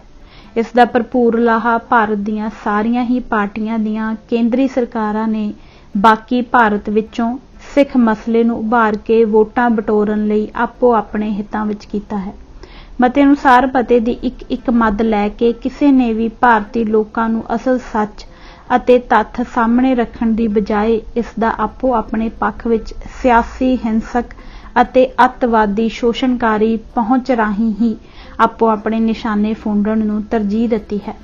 ਇਸ ਸਬੰਧ ਵਿੱਚ ਮੀਡੀਆ ਪੂਰੀ ਤਰ੍ਹਾਂ ਫੇਲ ਹੀ ਨਹੀਂ, ਨਾਅਹਿਲ ਸਾਬਤ ਹੋਇਆ ਹੈ। ਇੰਜ ਭਾਰਤ ਅੰਦਰਲੇ ਸਿੱਖ ਸਾਰੀਆਂ ਹੀ ਸਿਆਸੀ ਦਲਾਂ ਲਈ ਇੱਕ ਵੋਟ ਬੈਂਕ ਭਰਨ ਲਈ ਦੁਧਾਰੂ ਤੇ ਫਾਇਦੇਮੰਦ ਟੂਲ ਹੀ ਬਣਾ ਕੇ ਵਰਤ ਲਏ ਗਏ ਹਨ, ਜੋ ਮੀਡੀਏ ਦੀ ਵਿਕਾਊ ਪ੍ਰਵਿਰਤੀ ਵਿੱਚ ਇੱਕ ਸਨਸਨੀਖੇਜ਼ ਖਬਰ ਰਾਹੀਂ ਸਭ ਤੋਂ ਵੱਧ ਵਿਕਰੀ ਵਾਲਾ ਉੱਤਮ ਵਿਕਾਊਪਣ ਬਣ ਕੇ ਸਾਹਮਣੇ ਆਇਆ ਹੈ। ਸਿੱਖਾਂ ਲਈ ਨਾ ਅਕਾਲੀਆਂ ਨੇ ਕੁਝ ਕੀਤਾ, ਨਾ ਜਨਤਾ ਪਾਰਟੀ ਨੇ, ਨਾ ਜਨਸੰਘ ਤੇ ਅੱਜ ਦੀ ਭਾਜਪਾ ਨੇ, ਨਾ ਖੱਬੀਆਂ ਧਿਰਾਂ ਨੇ ਤੇ ਉਸ ਕਾਂਗਰਸ ਨੇ ਤਾਂ ਕਰਨਾ ਹੀ ਕੀ ਸੀ ਜਿਸ ਨੂੰ 47 ਤੋਂ ਬਾਅਦ ਤੋਂ ਅਕਾਲੀਆਂ ਨੇ ਹਮੇਸ਼ਾ ਹੀ ਆਪਣੇ ਸਿਆਸੀ ਲਾਹਾ ਲਈ ਸਿੱਖਾਂ ਦੀ ਦੁਸ਼ਮਣ ਬਣਾ ਕੇ ਪੇਸ਼ ਕੀਤਾ ਹੈ। ਪਰ ਇਸ ਦੀ ਦੂਜੀ ਸੱਚਾਈ ਇਹ ਵੀ ਹੈ ਕਿ ਜਦੋਂ ਅਕਾਲੀਆਂ ਨੇ ਚਾਹਿਆ ਕਿ ਉਹਨਾਂ ਦਾ ਸਿਆਸੀ ਲਾਹਾ ਕਾਂਗਰਸ ਨਾਲ ਮਿਲਣ ਵਿੱਚ ਹੀ ਹੈ ਤਾਂ ਇਹਨਾਂ ਇਸੇ ਭੰਡੀ ਜਾਂਦੀ ਕਾਂਗਰਸ ਨਾਲ ਸਿਆਸੀ ਸਾਂਝ ਵੀ ਪੈਦਾ ਕੀਤੀ ਹੈ। ਸ਼੍ਰੀ ਬਾਦਲ ਸਭ ਤੋਂ ਪਹਿਲੀ ਵਾਰ ਵਿਧਾਇਕ ਕਾਂਗਰਸ ਅਕਾਲੀ ਕੋਲੀਸ਼ਨ ਵੇਲੇ ਹੀ ਬਣੇ ਸਨ। ਇਹ ਇੱਕ ਕੌੜੀ ਸੱਚਾਈ ਹੈ। ਅਨੰਦਪੁਰ ਸਾਹਿਬ ਮਤੇ ਦੀਆਂ ਰਾਜਸੀ ਨਿਸ਼ਾਨੇ ਸਿਰਲੇਖ ਹੇਠਲੀਆਂ ਇਹਨਾਂ ਸਭਨਾਂ ਮੰਗਾਂ ਨੰਬਰ 1 ਦੀਆਂ ਊੜਾ ਐੜਾ ਈੜੀ 2 ਅਤੇ ਮੰਗਾਂ ਨੰਬਰ 3 ਦਾ ਸਿੱਧਾ ਸਬੰਧ ਭਾਰਤ ਦੀ ਕੇਂਦਰੀ ਸਰਕਾਰ ਨਾਲ ਹੀ ਹੈ। ਇਹਨਾਂ ਨੂੰ ਮੁੜ ਪੜ੍ਹਨ ਲਈ ਕਿਤਾਬ ਤੇ ਵੇਖੋ ਪੰਨਾ ਨੰਬਰ 19, 20, 21 ਤੇ ਇਹਨਾਂ ਮੰਗਾਂ ਨਾਲ ਸੰਬੰਧਿਤ ਮਤੇ ਦੇ ਸਫ਼ਿਆਂ ਦੀ ਅਸਲ ਦੀ ਫੋਟੋ। ਪਰ ਅਕਾਲੀ ਦਲ ਇਸ ਸੰਬੰਧੀ ਬਹੁਤ ਵੱਡੀਆਂ ਗਲਤੀਆਂ ਆਪਣੀ ਸੱਤਾ ਦੀ ਗਰਜ਼ਾਂ ਦੀ ਨਿੱਜੀ ਪੂਰਤੀ ਲਈ ਕਰ ਚੁੱਕਾ ਹੈ, ਜਿਸ ਕਰਕੇ ਕੇਂਦਰ ਨੂੰ ਇਹਨਾਂ ਦੇ ਸੰਬੰਧ ਵਿੱਚ ਅਕਾਲੀ ਦਲ ਤੋਂ ਵੀ ਇਹ ਬੇਭਰੋਸਗੀ ਵਾਲਾ ਰੋਸ ਹੈ ਕਿ ਅਕਾਲੀ ਦਲ ਦੇ ਲੀਡਰ ਟੇਬਲ ਤੇ ਬੈਠ ਕੇ ਸਭ ਕੁਝ ਮੰਨ ਕੇ ਜਾਂਦੇ ਹਨ ਤੇ ਸੱਤਾ ਲੈ ਲੈਂਦੇ ਹਨ। ਜਦੋਂ ਸੱਤਾ ਨਹੀਂ ਰਹਿੰਦੀ ਤਾਂ ਫਿਰ ਉਹਨਾਂ ਹੀ ਮੰਗਾਂ ਨੂੰ ਬਾਰ-ਬਾਰ ਕਰਨ ਲੱਗ ਜਾਂਦੇ ਹਨ ਜਿਨ੍ਹਾਂ ਬਾਰੇ ਉਹ ਟੇਬਲ ਟਾਕ ਸਮੇਂ ਨਿਪਟਾਰਾ ਕਰਕੇ ਜਾਂਦੇ ਰਹੇ ਹਨ। ਇਹੋ ਜਿਹੀ ਹੀ ਬੇਭਰੋਸਗੀ ਹੁਣ ਇਸ ਵਕਤ ਦੋਵੇਂ ਹੀ ਪਾਸੇ ਹੈ। ਅਜਿਹੀ ਹੀ ਗੱਲ ਅਕਾਲੀ ਦਲ ਵਾਲੇ ਵੀ ਕੇਂਦਰ ਪ੍ਰਤੀ ਕਰਦੇ ਆ ਰਹੇ ਹਨ। ਮੇਰੇ ਨਿੱਜੀ ਤਜਰਬੇ ਅਨੁਸਾਰ ਦੋਵੇਂ ਹੀ ਆਪੋ ਆਪਣੀ ਥਾਂ ਤੇ ਠੀਕ ਹਨ। ਇਹਨਾਂ ਸਾਰੀਆਂ ਹੀ ਮੰਗਾਂ ਤੇ ਮੈਂ ਕਿਤਾਬ ਵਿੱਚ ਚਰਚਾ ਕਰ ਚੁੱਕਾ ਹਾਂ। ਇੱਥੇ ਦੁਬਾਰਾ ਇਹ ਗੱਲ ਕਹਿਣੀ ਸਹੀ ਅਤੇ ਲਾਜ਼ਮੀ ਬਣਦੀ ਹੈ ਕਿ ਅਕਾਲੀ ਦਲ ਨੂੰ ਸਿਰਫ ਸਿੱਖ ਕੌਮ ਨਾਲ ਸੰਬੰਧਿਤ ਮੁੱਦੇ ਹੀ ਭਾਰਤੀ ਸਰਕਾਰ ਨਾਲ ਕੇਂਦਰ ਪਾਸ ਚੁੱਕਣੇ ਚਾਹੀਦੇ ਹਨ। ਸਾਰੇ ਭਾਰਤ ਦਾ ਸੁਧਾਰ ਕਰਾਉਣ ਦੀ ਜ਼ਿੰਮੇਵਾਰੀ ਆਪਣੇ ਮੋਢਿਆਂ ਤੇ ਲੈ ਕੇ ਸਿੱਖ ਕੌਮ ਨੂੰ ਅਸਹਿਤ ਕਰੋ ਜਾਂ ਮਰੋ ਵਾਲੇ ਸੰਘਰਸ਼ ਵਿੱਚ ਪਾ ਕੇ ਅਕਾਲੀ ਦਲ 1943 ਤੋਂ ਲੈ ਕੇ ਅੱਜ ਤੱਕ ਗਲਤੀ ਹੀ ਕਰਦਾ ਚਲਾ ਆ ਰਿਹਾ ਹੈ। ਇਹੋ ਗਲਤੀ ਅਨੰਦਪੁਰ ਸਾਹਿਬ ਦੇ ਮਤੇ ਵਿੱਚ ਵੀ ਕੀਤੀ ਗਈ ਹੈ। ਜਦੋਂ ਅਕਾਲੀ ਦਲ ਦੀ ਅਤੇ ਸਿੱਖ ਕੌਮ ਦੀ ਇਸ ਕੁਰਬਾਨੀ ਅਤੇ ਸੋਚ ਨੂੰ ਸਰਬ ਭਾਰਤੀ ਪੱਧਰ ਤੇ ਕਦੇ ਵੀ ਭਾਰਤੀ ਲੋਕਾਂ ਤੇ ਸਿਆਸਤ ਨੇ ਸਵੀਕਾਰ ਹੀ ਨਹੀਂ ਕੀਤੀ ਹੈ ਤਾਂ ਫਿਰ ਉਹਨਾਂ ਲਈ ਕਰੋ ਜਾਂ ਮਰੋ ਦੇ ਫੈਸਲਾਕੁੰਨ ਗੱਲ ਅਤੇ ਜੱਦੋ-ਜਹਿਦ ਕਰਨ ਦੀ ਕੀ ਤੁਕ ਬਣਦੀ ਹੈ। ਅਜਿਹੀ ਪਾਲਸੀ ਕਰਕੇ ਹੀ ਸਿੱਖਾਂ ਦਾ ਕੁਝ ਨਹੀਂ ਬਣਿਆ। ਸਪਸ਼ਟ ਤੌਰ ਤੇ ਸਿੱਖ ਕੌਮ ਲਈ ਜਿਹੜੀ ਸਿਆਸੀ ਪਹੁੰਚ 1967 ਦੀਆਂ ਚੋਣਾਂ ਵੇਲੇ ਅਕਾਲੀ ਦਲ ਨੇ ਅਪਣਾਈ ਸੀ, ਸਿੱਖ ਦ੍ਰਿੜ ਨਿਸ਼ਚਾ ਕਰਦੇ ਹਨ ਕਿ ਉਹ ਹਲਾਲ ਅਤੇ ਹੀਲੇ ਅਤੇ ਹਰ ਯੋਗ ਸ਼ਕਤੀ ਦੇ ਪ੍ਰਯੋਗ ਦੁਆਰਾ ਸਿੱਖ ਹੋਮਲੈਂਡ ਜਾਂ ਸਿੱਖਸਤਾਨ ਦੀ ਨੀਂਹ ਭਾਰਤ ਦੇ ਵਿਧਾਨਕ ਢਾਂਚੇ ਦੇ ਅੰਦਰ ਰੱਖਣਗੇ। ਉਹ ਠੀਕ ਸੀ ਅਤੇ ਇਸੇ ਨੂੰ ਹੀ ਪੰਜਾਬ ਦੇ ਲੋਕਾਂ ਦੇ ਫਤਵੇ ਤੋਂ ਬਾਅਦ ਵਿਧਾਇਕਾਂ ਰਾਹੀਂ ਕਾਨੂੰਨ ਅਤੇ ਸੰਵਿਧਾਨ ਦਾ ਫਤਵਾ ਦਿਲਵਾ ਕੇ ਅਕਾਲੀ ਦਲ ਨੂੰ ਆਪਣਾ ਸਿਆਸੀ ਧਰਮ ਪੂਰਾ ਕਰਨਾ ਚਾਹੀਦਾ ਸੀ ਤਾਂ ਜੋ ਲੋਕਤੰਤਰੀ ਫਤਵੇ ਨੂੰ ਕਾਰਜਪਾਲਿਕਾ ਰਾਹੀਂ ਵਿਧਾਇਕਾਂ ਵਿੱਚ ਸਵੀਕਾਰ ਕਰਵਾ ਕੇ ਕਾਨੂੰਨ ਦਾ ਦਰਜਾ ਦਿਲਵਾ ਦਿੱਤਾ ਜਾਂਦਾ। ਇਹ ਕੰਮ ਕਰਨ ਲਈ ਹੀ ਲੋਕਾਂ ਨੇ ਸਿੱਖਸਤਾਨ ਨੂੰ ਫਤਵਾ ਦੇ ਕੇ ਜਸਟਿਸ ਗੁਰਨਾਮ ਸਿੰਘ ਤੇ ਸ਼੍ਰੀ ਲਛਮਣ ਸਿੰਘ ਗਿੱਲ ਦੀਆਂ ਅਕਾਲੀ ਸਰਕਾਰਾਂ ਲੋਕ ਫਤਵੇ ਰਾਹੀਂ ਬਣਾਈਆਂ ਗਈਆਂ ਸਨ। ਇਸੇ ਲੋਕ ਫਤਵੇ ਨੂੰ ਹੀ ਅਨੰਦਪੁਰ ਸਾਹਿਬ ਦੇ ਮਤੇ ਵਿੱਚ ਚੁੱਕ ਕੇ ਅੱਗੇ ਤੁਰਨਾ ਚਾਹੀਦਾ ਸੀ, ਜਿਸ ਨੂੰ ਅਕਾਲੀ ਲੀਡਰਸ਼ਿਪ ਨੇ ਅਸਪਸ਼ਟ ਅਤੇ ਦਿਸ਼ਾਹੀਣ ਭਾਸ਼ਾ ਸਿੰਘਾਂ ਵਿੱਚ ਪੰਥਕ ਆਜ਼ਾਦ ਹਸਤੀ ਦਾ ਅਹਿਸਾਸ ਕਾਇਮ ਰੱਖਣਾ ਅਤੇ ਅਜਿਹਾ ਦੇਸ਼ ਕਾਲ ਘੜਨਾ ਜਿਸ ਵਿੱਚ ਸਿੱਖ ਪੰਥ ਦੇ ਕੌਮੀ ਜਜ਼ਬੇ ਤੇ ਕੌਮੀਅਤ ਦਾ ਪ੍ਰਗਟਾਓ ਪੂਰਨ ਤੌਰ ਤੇ ਮੂਰਤੀਮਾਨ ਤੇ ਪ੍ਰਜਵਲਿਤ ਹੋ ਸਕੇ ਜਾਂ ਖਾਲਸਾ ਜੀ ਦੇ ਬੋਲਬਾਲੇ ਵਿੱਚ ਮੁਕਾ ਕੇ ਰੱਖ ਦਿੱਤਾ ਹੈ। ਅਹਿਸਾਸ ਕਾਇਮ ਰੱਖਣਾ ਤੋਂ ਬੜਾ ਸਪਸ਼ਟ ਹੈ ਕਿ ਸਿਰਫ ਸੋਚ ਬਣਾਈ ਰੱਖਣੀ ਤੇ ਹੋਣੀ ਨੂੰ ਸਿੱਖਸਤਾਨ ਵਿੱਚ ਪ੍ਰਗਟਾਉਣ ਦੀ ਜ਼ਿੰਮੇਵਾਰੀ ਤੋਂ ਮੁਕਰ ਕੇ ਭੱਜ ਖਲੋਣਾ ਤੇ ਅਣਮਿੱਥੀ ਲੰਮੀ ਸਮਾਂ ਅਵਧੀ ਵਿੱਚ ਪਾ ਦੇਣਾ ਅਹਿਸਾਸ ਅਤੇ ਪ੍ਰਤੱਖ ਕਰ ਦੇਣ ਵਾਲੀ ਹਕੀਕਤ ਵਿੱਚ ਬੜਾ ਵੱਡਾ ਅਤੇ ਸੁਪਨੇ ਤੇ ਜਨਮ ਵਿਚਲਾ ਫਰਕ ਹੈ। ਕੌਮਾਂ ਦੀ ਕਿਸਮਤ ਘੜਨ ਵਾਲੇ ਪੱਖ ਤੋਂ ਇਹ ਕਮਜ਼ੋਰ ਅਤੇ ਬਕਵਾਸ ਸਿਆਸਤ ਹੈ ਜਿਸ ਦਾ ਕੇਂਦਰ ਸਰਕਾਰ ਹਮੇਸ਼ਾ ਹੀ ਫਾਇਦਾ ਚੁੱਕਦੀ ਰਹੇਗੀ, ਫਿਰ ਚਾਹੇ ਉਹ ਹੁਣ ਕਾਂਗਰਸ ਦੀ ਹੋਵੇ, ਭਾਜਪਾ ਦੀ, ਸਾਂਝੀ ਜਾਂ ਸਿਰਫ ਅਕਾਲੀਆਂ ਦੀ ਹੀ ਕਿਉਂ ਨਾ ਬਣ ਜਾਵੇ। ਦੇਸ਼ ਅਤੇ ਸੰਵਿਧਾਨਾਂ ਦੇ ਮਸਲੇ ਇੰਜ ਦੇ ਨਹੀਂ ਹੁੰਦੇ ਜਿਵੇਂ ਦੇ ਸਿਆਸੀ ਅਸੂਝਪੁਣੇ ਅਤੇ ਸ਼ਬਦਾਵਲੀ ਨਾਲ ਸਿੱਖਾਂ ਦੇ ਲੀਡਰ ਹੱਲ ਕਰਵਾਉਣਾ ਚਾਹੁੰਦੇ ਹਨ। ਇਹ ਗੱਲ ਸਿੱਖਾਂ ਨੂੰ ਖਾਸ ਤੌਰ ਤੇ ਸਮਝਣੀ ਅਤੇ ਆਪਣੀ ਅਕਲਮੰਦੀ ਦੀ ਜਿਹੜੀ ਅਕਲਬੰਦੀ ਇਹਨਾਂ ਆਪਣੇ ਸਵਾਰਥੀ ਲੀਡਰਾਂ ਦੀ ਧੜੇਬੰਦਕ ਗਰਜ਼ੀ ਪਹੁੰਚ ਕਰਕੇ ਕੀਤੀ ਹੋਈ ਹੈ, ਉਸ ਨੂੰ ਚੇਤਨਾ ਦੀ ਕੁੰਜੀ ਨਾਲ ਖੋਲ੍ਹਣਾ ਹੀ ਪੈਣਾ ਹੈ। ਨਹੀਂ ਤਾਂ ਜਿਵੇਂ ਦੀ ਆਡੇ ਲੈਣ ਵਾਲੀ ਮੱਥਾ ਤੇ ਸਿਰ ਭਨਾਊ ਸਿਆਸਤ ਅਕਾਲੀ ਦਲ ਦੇ ਅਤੇ ਹੋਰ ਉਜੜ ਲੀਡਰ ਕਰਵਾਈ ਜਾ ਰਹੇ ਹਨ, ਇੰਜ ਤਾਂ ਸਿੱਖ ਕੌਮ ਸਦੀਆਂ ਤੱਕ ਲੜਦੀ ਮਰਦੀ ਤੇ ਖੱਜਲ ਖੁਆਰ ਹੁੰਦੀ ਅਜਿਹੇ ਲੀਡਰਾਂ ਦੀਆਂ ਹੀ ਗਰਜਾਂ ਪੂਰੀਆਂ ਕਰਵਾਉਂਦੀ ਮੁੱਕ ਜਾਵੇਗੀ, ਪੰਥ ਦਾ ਤੇ ਕੌਮ ਦਾ ਕੁਝ ਵੀ ਨਹੀਂ ਬਣਾ ਪਾਵੇਗੀ। ਇਸ ਲਈ ਇਹ ਕਹਿਣਾ ਕਿ ਭਾਰਤ ਸਰਕਾਰ ਇਸ ਮੰਗ ਨੂੰ ਮੰਨਦੀ ਨਹੀਂ ਦੀ ਬਜਾਏ ਮੈਂ ਅਕਾਲੀ ਦਲ ਦੀਆਂ ਲਿਖਤਾਂ ਤੋਂ ਹੀ ਪ੍ਰਮਾਣਿਤ ਕਰਕੇ ਇਹ ਸਮਝਾਉਣਾ ਚਾਹੁੰਦਾ ਹਾਂ ਕਿ ਅਕਾਲੀ ਲੀਡਰਸ਼ਿਪ ਹੀ ਆਪਣੇ ਆਪ ਨੂੰ ਮਿਲੇ ਲੋਕ ਫਤਵੇ ਤੇ ਕਦੇ ਪੂਰੀ ਉਤਰਦੀ ਹੀ ਨਹੀਂ ਰਹੀ ਹੈ। ਕੋਈ ਕੌਮ, ਉਸਦੇ ਬਾਸ਼ਿੰਦੇ ਅਤੇ ਗੁਲਾਮੀ ਦੀ ਹਾਲਤ ਵਿੱਚ ਵਿਚਾਰੇ ਸਿੱਖ ਵੋਟਰ ਆਪਣੀ ਅਕਾਲੀ ਲੀਡਰਸ਼ਿਪ ਲਈ ਇਸ ਤੋਂ ਵੱਧ ਹੋਰ ਕੀ ਕਰਕੇ ਦੇ ਸਕਦੇ ਹਨ, ਜਿਹਾ ਕਿ ਉਹਨਾਂ ਸਿੱਖਸਤਾਨ ਦੇ ਹੱਕ ਵਿੱਚ ਲੋਕਤੰਤਰੀ ਲੋਕ ਫਤਵਾ ਦੇ ਕੇ ਅਕਾਲੀ ਦਲ ਦੀ ਸਰਕਾਰ ਬਣਵਾ ਦਿੱਤੀ ਤੇ ਅਕਾਲੀ ਲੀਡਰਸ਼ਿਪ ਹੀ ਜੇ ਆਪਣੇ ਨਿਸ਼ਾਨੇ ਸਿੱਖਸਤਾਨ ਤੋਂ ਲੋਕ ਫਤਵਾ ਲੈ ਕੇ ਵੀ ਭਗੌੜੀ ਹੋ ਗਈ ਤਾਂ ਇਸ ਵਿੱਚ ਭਾਰਤ ਸਰਕਾਰ ਦਾ ਕੀ ਦੋਸ਼ ਬਣਿਆ। ਜਿਵੇਂ ਅਨੰਦਪੁਰ ਸਾਹਿਬ ਦੇ ਮਤੇ ਲਈ ਧਰਮ ਯੁੱਧ ਛੇੜਨ ਅਤੇ ਕੌਮੀ ਨਸਲ ਘਾਤ ਕਰਵਾਉਣ ਤੋਂ ਬਾਅਦ 5 ਵਾਰ ਸਿੱਖਾਂ ਨੇ ਅਕਾਲੀ ਸਰਕਾਰ ਬਣਾ ਕੇ ਅਕਾਲੀ ਦਲ ਨੂੰ ਦੇ ਦਿੱਤੀ ਹੈ, ਤੇ ਜੇ ਹੁਣ ਅਕਾਲੀ ਲੀਡਰ ਹੀ ਅਨੰਦਪੁਰ ਸਾਹਿਬ ਦੇ ਮਤੇ ਨੂੰ ਛੱਡ ਕੇ ਭਗੌੜੇ ਹੋ ਚੁੱਕੇ ਹਨ ਤਾਂ ਕੇਂਦਰ ਸਰਕਾਰ ਦਾ ਕੀ ਦੋਸ਼ ਹੈ। ਦੁਸ਼ਮਣ ਤਾਂ ਕੱਛਾ ਵਜਾਏਗਾ ਹੀ।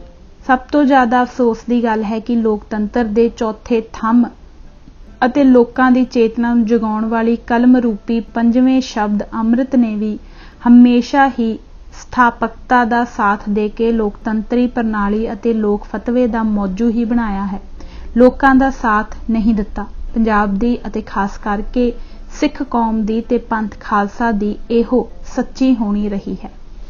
ਭਾਗ ਚੌਥਾ, ਅਨੰਦਪੁਰ ਸਾਹਿਬ ਮਤੇ ਦੇ ਸ਼੍ਰੀ ਅਕਾਲ ਤਖਤ ਸਾਹਿਬ ਵੱਲੋਂ ਹੋਣ ਵਾਲੇ ਕੰਮ। ਸ਼੍ਰੋਮਣੀ ਅਕਾਲੀ ਦਲ ਦੇ ਪਾਲਸੀ ਪ੍ਰੋਗਰਾਮ ਦਾ ਮਤਾ। ਸ਼੍ਰੀ ਅਨੰਦਪੁਰ ਦਾ ਮਤਾ ਕਰਕੇ ਪ੍ਰਸਿੱਧ ਹੈ। ਸ਼੍ਰੋਮਣੀ ਅਕਾਲੀ ਦਲ ਦੀ ਵਰਕਿੰਗ ਕਮੇਟੀ ਨੇ 16-17 ਅਕਤੂਬਰ 1973 ਨੂੰ ਸ਼੍ਰੀ ਅਨੰਦਪੁਰ ਸਾਹਿਬ ਦੇ ਅਸਥਾਨ ਵਿਖੇ ਹੋਈ ਇਕੱਤਰਤਾ ਵਿੱਚ ਪ੍ਰਵਾਨ ਕੀਤਾ, ਜੋ 28/8/77 ਨੂੰ ਸ਼੍ਰੀ ਅੰਮ੍ਰਿਤਸਰ ਵਿਖੇ ਹੋਏ ਜਨਰਲ ਇਜਲਾਸ ਵਿੱਚ ਪ੍ਰਵਾਨ ਕੀਤਾ ਗਿਆ ਅਤੇ ਜਿਸ ਨੂੰ 28-29 ਅਕਤੂਬਰ 1978 ਦੀ ਲੁਧਿਆਣਾ ਕਾਨਫਰੰਸ ਨੇ ਮੋਹਰ ਲਾਈ ਅਤੇ 20 ਅਗਸਤ 1980 ਦੇ ਅਕਾਲੀ ਦਲ ਦੇ ਜਨਰਲ ਇਜਲਾਸ ਨੇ ਪ੍ਰਵਾਨ ਕੀਤਾ। ਪ੍ਰਕਾਸ਼ਕ ਭਾਨ ਸਿੰਘ, ਸਕੱਤਰ ਜਨਰਲ ਸ਼੍ਰੋਮਣੀ ਅਕਾਲੀ ਦਲ, ਸ਼੍ਰੀ ਅੰਮ੍ਰਿਤਸਰ।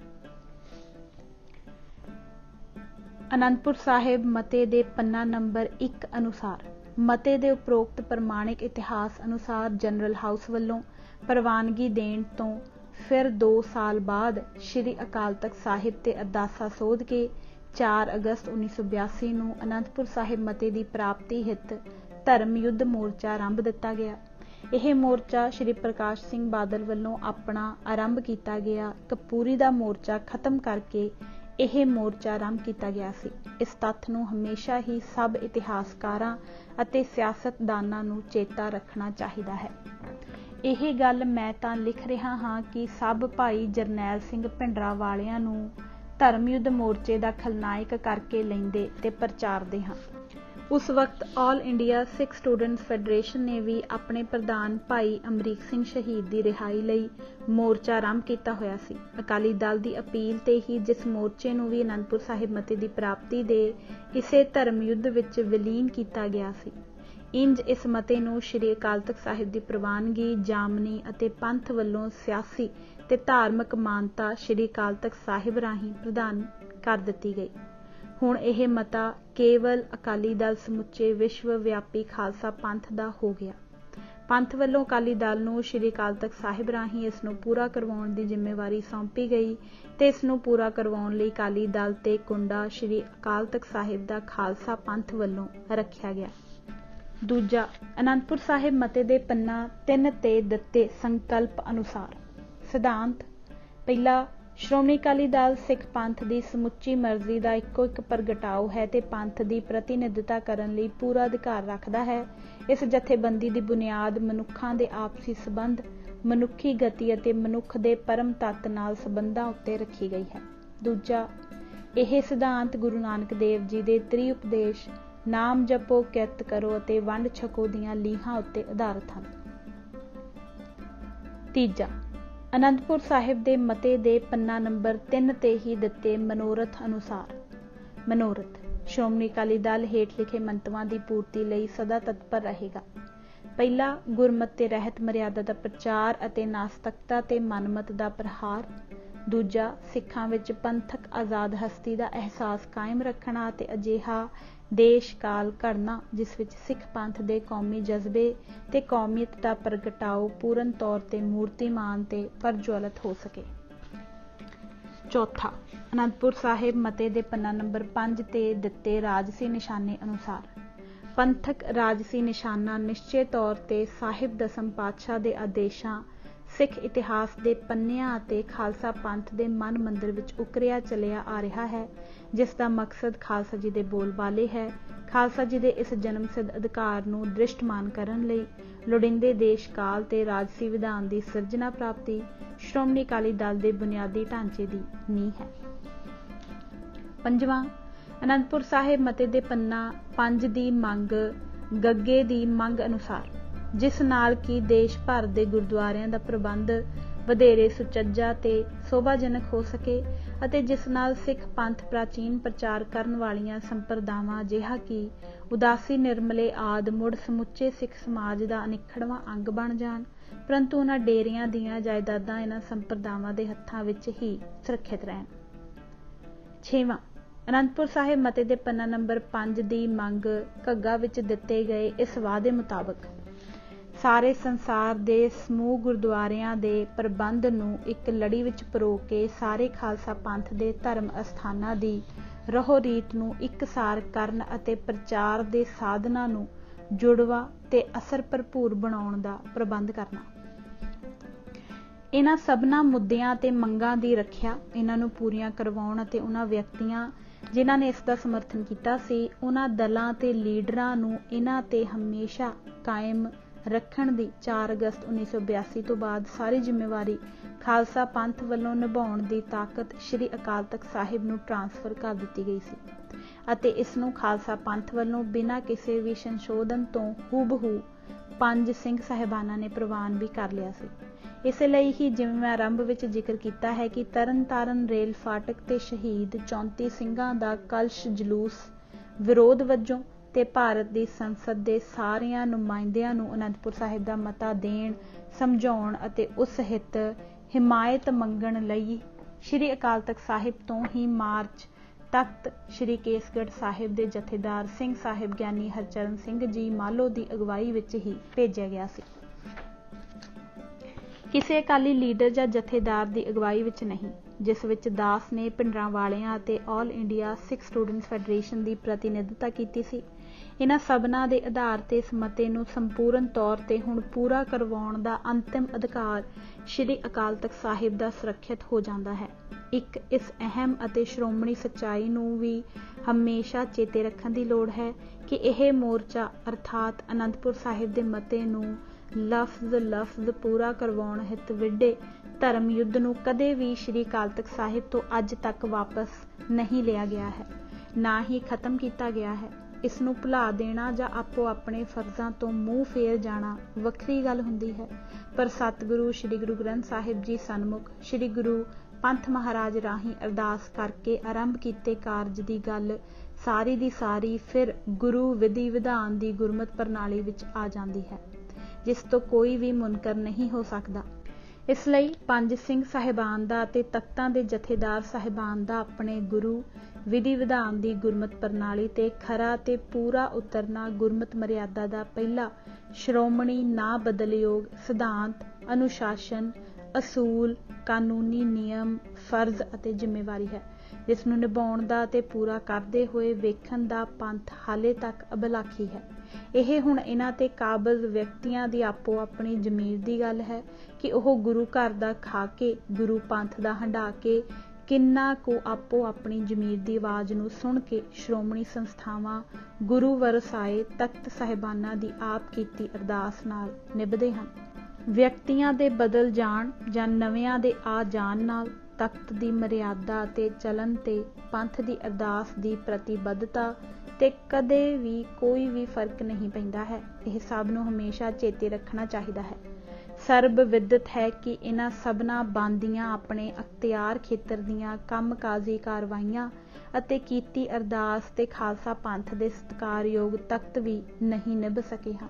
ਉਹ ਵੀ ਆਪੋ ਆਪਣੀ ਬਣਦੀ ਜ਼ਿੰਮੇਵਾਰੀ ਤੋਂ ਗਰਜ਼ੀ ਸਵਾਰਥੀ ਬਣ ਕੇ ਗੁਰੂ ਤੋਂ ਬੇਮੁਖ ਹੋ ਕੇ ਸਥਾਪਕਤਾ ਅਤੇ ਸੱਤਾ ਨਾਲ ਹੀ ਤੁਰਦੇ ਪਾਏ ਗਏ ਹਨ।